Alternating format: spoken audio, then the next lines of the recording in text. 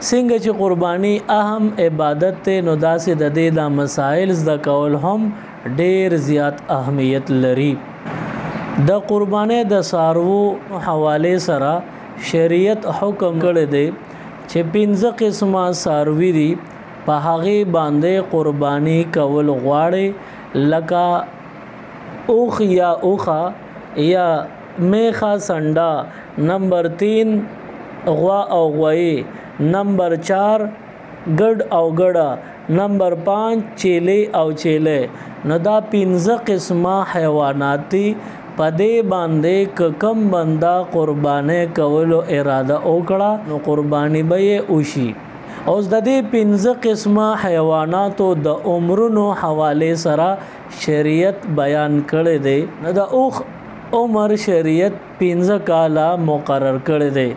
د یو اوخ یا د اوخه عمر 15 کاله وی قرباني پکې نو او کپی کیږي په 15 کالو کې یور وزم کمی قرباني او نشوا. نمبر 2 میخه سنډا، غوا او غوي د دوی عمرونه شریعت 2 کاله مقرر کړی دي. نو 2 کاله عمر شریعت مقرر ک پدې ک چا قرباني کو لکېږي کده 2 کالو نه یور وز عمر کمو قرباني په چا وکړه نو نه ده شوی. داسې د چیلی او د چیله عمر شریعت 1 کال مقرر کړی دی. خو د چیلی او د چیله په عمر کې کیا ور وزم کمو نو قرباني په مکوا نکیږي. او د ګډ او د ګډې په عمر کې شریعت معمولی رعایت ساتل دي.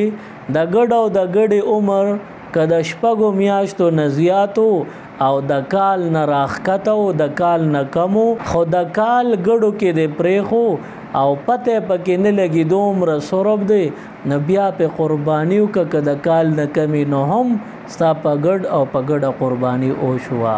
مزید اسلامک ویڈیوز دیکھنے کے لیے ہمارے یوٹیوب چینل دین اور دنیا کو ضرور سبسکرائب کریں اور بیل آئیکن ضرور پریس کریں تاکہ ہماری ہر ایک ویڈیو کی نوٹیفیکیشن آپ کو مل سکے.